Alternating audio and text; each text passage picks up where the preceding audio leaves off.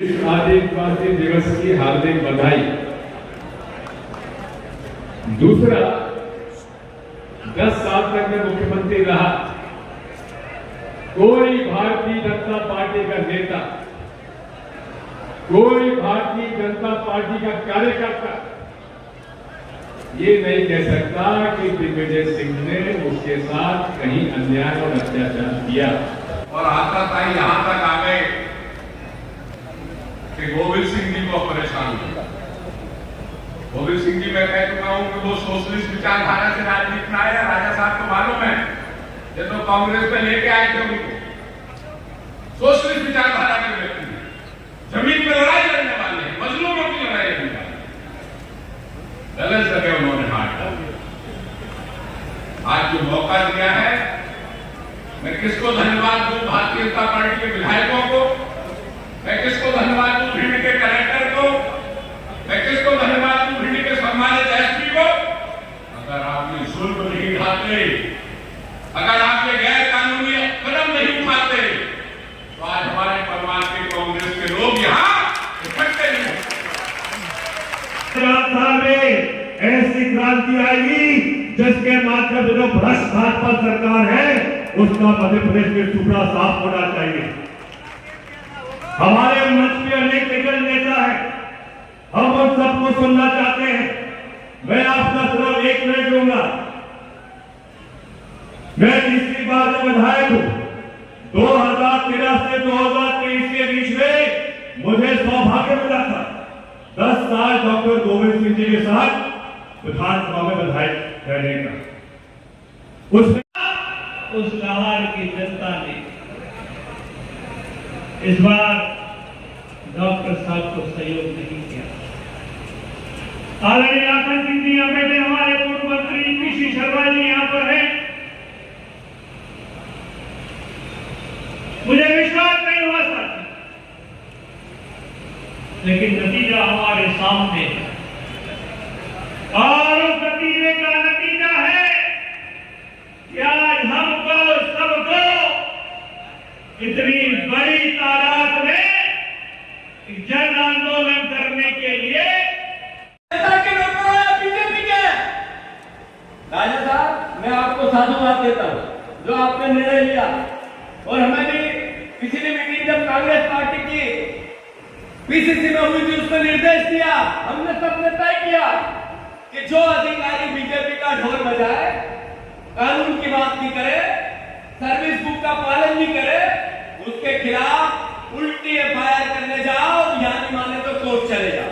और टीआई का नाम आपने लिया डॉक्टर साहब, ऐसा कोई भी टीआई, अभी हम जिला कांग्रेस को निर्देश दे रहे हैं कि कोई टीआई ऐसा जो जाति करता दिखे, कोई थानेदार ऐसा जो बीजेपी का ढोल बजाता दिखे, जो तहसीलदार, पटवारी, एसडीएम, एसपी, पुलिस का कर्मचारी, अधिकारी अगर नौकर जैसा काम करेगा तो उसकी संबंधित जगह एफआईआर दिखाएंगे, नहीं तो कोर्ट एक लीगल सेल बना के सबके खिलाफ कोर्ट जाएंगे। पूरे प्रदेश में ये आह्वान चलाने वाले, अभियान चलाने वाले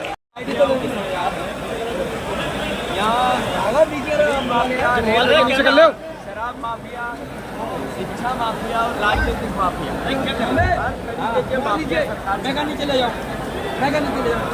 बढ़िया नेता और एक है प्रशासन माफिया। इसी में एक है प्रशासन माफिया जो पोस्टिंग लेता है रिश्वत देकर, सरकार के बड़े पैसे देकर कलेक्टर, एसपी, तहसीलदार, थाने सब खरीद लेते हैं और उसके बाद अत्याचार और अनाचार बीजेपी के हिसाब से करते हैं। मध्य प्रदेश कांग्रेस कमेटी ने निर्णय लिया है, जहां होगा अत्याचार कार्यकर्ता और जनता पे, खुद जाकर एफआईआर कराएंगे उस अधिकारी की जिसने अन्याय किया है। उसी के तहत शुरुआत क्या लाहौर से हुई है। अरे इतने वरिष्ठ नेता जिनको धमकी दी जाती है मौत की, हत्या की, ये कैसा प्रदेश बनाया आपने? इसलिए वोट दिया लोगों ने आपको। अरे एक पुलिस 200, 400 घर में भेजती है और 95 साल की माँ बहू है तो घर में कोई पुरुष नहीं है, उससे यातना दे रही है। बदलापुर सरकार है, इसके खिलाफ हमारी जंग चलती रहेगी। जो मोहन यादव जी ने रामायण और गीता जैसे वचन पत्र की बात की थी, उसकी बात करते नहीं है, काम की बात करते नहीं, कर्ज और क्राइम और करप्शन की बात करते हैं। मैं मानता हूँ पूरी ताकत से कांग्रेस पार्टी सच्चे मन से गांधी जी की आइडियोलॉजी से लोकतांत्रिक तरीके से विरोध करती रहेगी और डरेगी नहीं। जेल जाना पड़े, लाठी खाना पड़े, डंडे खाना पड़े, अधिकारियों से और बीजेपी से कितना भी लड़ना पड़े, कांग्रेस दृढ़ता से अपना काम करेगी।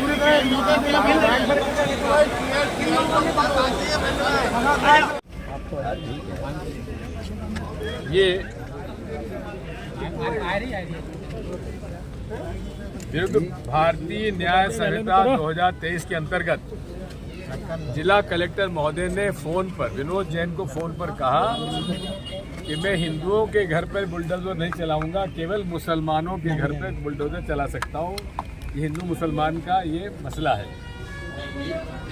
तो ये तो घोर अपराध है और भारतीय न्याय संहिता 2023 के अंतर्गत 152, 196, 198, 351, 61 और मध्य प्रदेश डकैती अधिनियम के अंतर्गत 11/13 के तहत प्रकरण पंजीबद्ध कार्रवाई करने का कष्ट करें। ये हमने FIR दर्ज करा दी है। अगर ये दबाव में यहाँ पे TI साहब FIR दर्ज नहीं करेंगे तो हमें न्यायालय शरण लेनी पड़ेगी और न्यायालय में FIR दर्ज कराने के लिए केस दर्ज कराएंगे। धन्यवाद। अधिकारी कर्मचारी सर्विस रूल का पालन करना भूल रहे हैं और बीजेपी के कार्यकर्ता के रूप में अपना व्यवहार बना रहे हैं। इसका कांग्रेस पार्टी ने निर्णय लिया है कि जो कर्मचारी, जो अधिकारी आखिर यातना देगा, प्रताड़ना करेगा, नियम विरुद्ध काम करेगा, उसके खिलाफ कांग्रेस पार्टी एग्रेसिव रहेगी। और वो चाहे कलेक्टर हो, चाहे पटवारी, चाहे हवलदार हो, चाहे तहसीलदार, चाहे TI हो, चाहे SP, किसी ने भी अगर नियम के विरुद्ध बीजेपी के कार्यकर्ता बन के काम किया, उसकी FIR यहाँ होगी। और इसके बाद यहाँ अगर थाने ने अपना काम नहीं किया तो हम अपना कोर्ट से काम करेंगे। अब अधिकारियों को समझना पड़ेगा कि सरकार की नौकरी करते हैं, वो नौकरी बीजेपी की नहीं करते हैं। तो जहाँ भी आम जनता पे, कांग्रेस के कार्यकर्ता पे इन्होंने बीजेपी के नेताओं के अनुसार कार्रवाई की, यानी ये तैयार है न्यायालय में, कोर्ट में इनकी FIR जाने के लिए, फिर तारीखें भुगतने के लिए। कांग्रेस पार्टी उसी के तहत जो यहाँ के कलेक्टर थे वो अभी सर्विस रूल का नियम पालना भूल गए, उसको उनके खिलाफ आई। धन्यवाद। आपने ज्ञापन दिया, कहाँ पे ज्ञापन नहीं दिया हमने, तो सिर्फ दी FIR की है कलेक्टर। नहीं, कलेक्टर को आपने ज्ञापन देने आप पहुंचे, यही बात है, उनको कही कि आप रूल का पालन करो।